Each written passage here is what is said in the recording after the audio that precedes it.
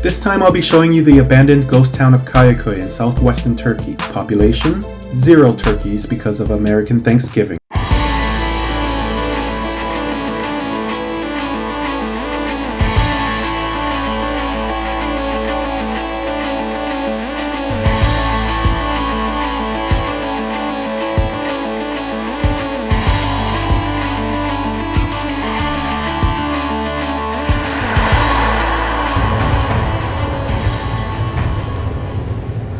First, I had to grab a freshly squeezed cup of pomegranate tears for the road, not to be confused with its blood, or pomegranate if you like explosions and suffering. I had about 4 or 5 of these a day. They're super fresh, sweet, and ultra antioxidant tea.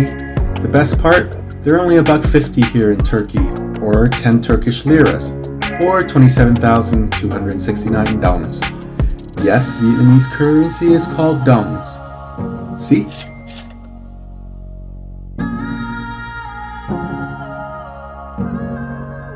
My homie here is just showing me what they look like. Thank you, Spencer, name I just made up. I appreciate you. As famous and spectacular a sight this ghost town is, it doesn't have the makings of a tourist trap. At all. You have to put your trust in the bus driver to gently and meticulously wake you up from your inception when you're there, because there isn't even a proper stop. And if you die in your dreams, you die in real life.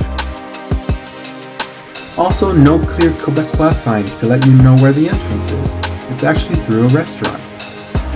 The lack of arrows for directions, souvenir shops, no KFCs or tour buses or even guides.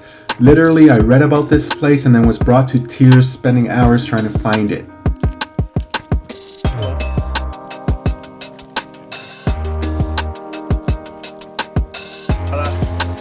Arar.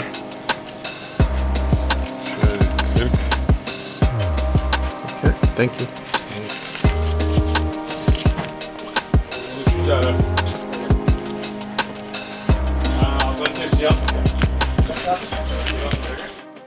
At first sight, it's very reminiscent of a war-torn village. If you've ever seen news footage of such things like the bombings that took place in the movie Team America World Police, or in real-life former Yugoslavia, then this is very familiar looking.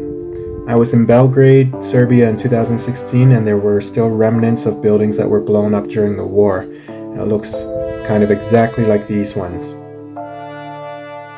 However, these homes were never bombed, just abandoned, and time has taken its toll on them.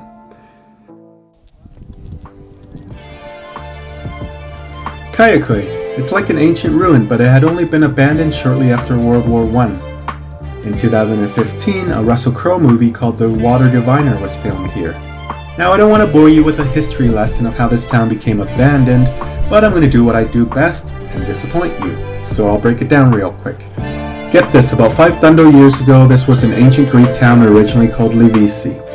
It was an important trade route all the way until 1100 Anno Domini due to its location on a hilltop and being beside the sea. And a bunch of wars and crusades and middle finger waving things happened. The Turks take over the region. They and a small number of Greeks left in Turkey have lived harmoniously together in the region from at least the 1st century BC. So you fast forward a few thousand years, and because of the Greco-Turkish War of 1919 to 1922, there were growing anti-Greek sentiments in Turkey, ew, Greeks, and conversely anti-Turkish sentiments in Greece, ew, Turks. After the war, the Treaty of Lausanne was signed in 1923. That's right, 1923, people! That's not even that long ago. It resulted in a population tradesies where the entire Greek population of Kayaköy and other places around Turkey were hostilely annexed to Greece, and Turks from Greece were brought to inhabit Kayaköy. And if you own a pet, that's exactly what happened when you took it away from its mommy and daddy to love it. You monster. And because many of the Turks that were relocated to Kayaköy had been farmers back in Greece, they had moved down to the plains to farm, while the rest just moved away to other parts of Turkey because they weren't accustomed to the climate and living conditions. So within the first year of the Great Population Tradesies of 1923, yes, that's a political science term, don't look it up, Kayaköy had been completely abandoned, making it a ghost town. This is something I thought was cool I wanted to show because all the homes are built on the hillside, so there's a lack of clean drinking spring water. So there's water cisterns adjacent to every property here, so it catches the rainwater and it comes down and it basically like a rain barrel. It catches and stores all the rainwater in these cisterns here. So take a look.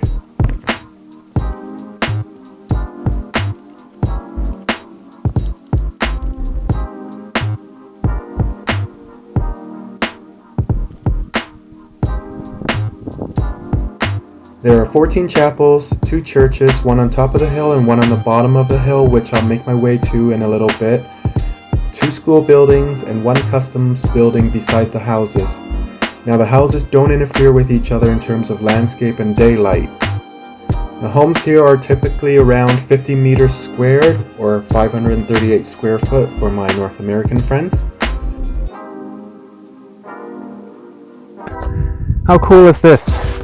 And then you get the actual, nowadays homes down there. So people are still living down there, working, everything, and right adjacent is this abandoned village on a hill. Super neat.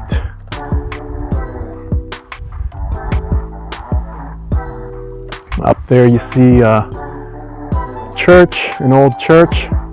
We'll go up there in a second. The weather here is just phenomenal. Of course, I'm sweating because I'm from Canada, and when I left it was like 12 or 13 degrees. It's October, right? And here it's like sunny, 23 today, probably warmer under the sun. And of course hiking up this mountain. But yeah.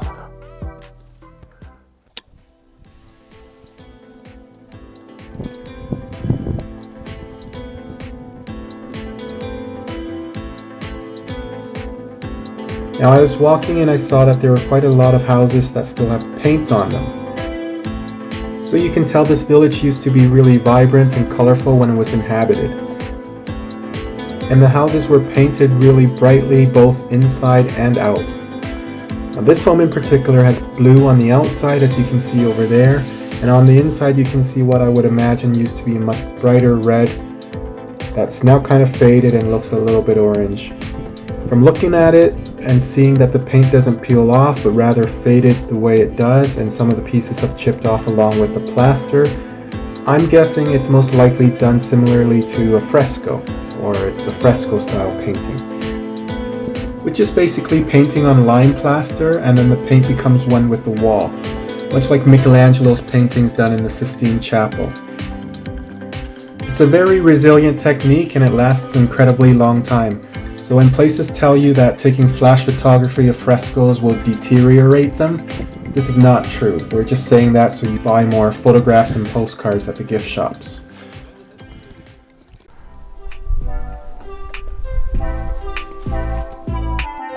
None of these homes have roofs on them because the roofs were made of wood. And so when people started moving away, they took the wood with them for construction of their new homes. That's why you only see stone walls left here.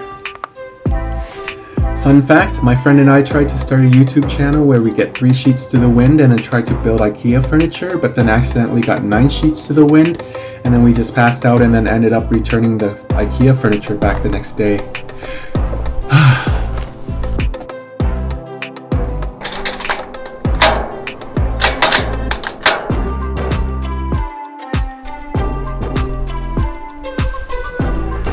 Yeah, it's locked as well, eh?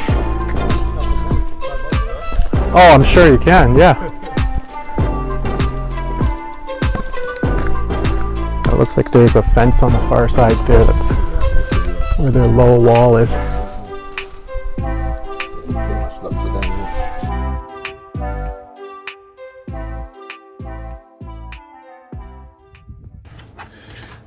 There's been murmurs about the Turkish government potentially leasing out a third of the town to developers for 49 years to restore parts of it and build hotels and shops to attract more tourists.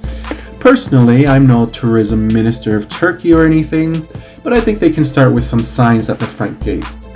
Call me crazy, but I think that in itself would quadruple the numbers of visitors annually.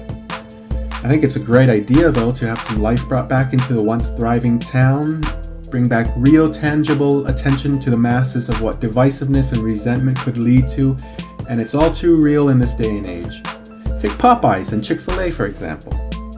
It's so recently been abandoned that it's not even considered an ancient ruin, and the money generated could help fund restoration of the frescoes that once adorned the church ceilings. Hopefully they can put an ice cream shop in there too, because it's hotter than hell and you can visibly see me sweating harder than a pregnant nun during confession in these clips.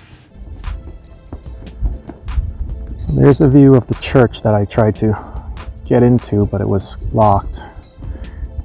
Couldn't even try to climb over any walls. There was fencing everywhere.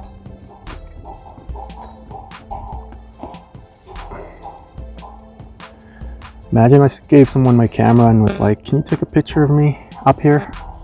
No, from down there. Can you go down there and like right over there? Take a picture of me up here? I mean, I would do it. Here you have a home in 2020 where people obviously still live in, and then you have a few olive trees in a field, but on the other side is that entire abandoned village we just explored. As I mentioned earlier, how close people are still living to Kayakoy is really spectacular. But what's more remarkable is that it looks like this modern day home is built on top of an old ruin home that was part of the old village. Because as you continue going over to the left here, it's just the same falling apart walls and rubble as the ghost town. It's just layers upon layers of history that tells a story right up until today. I want to genuinely thank you for watching, and I ask that you continue to explore your curiosity and never stop learning, because you never know, it could lead you to great experiences. I wish you well.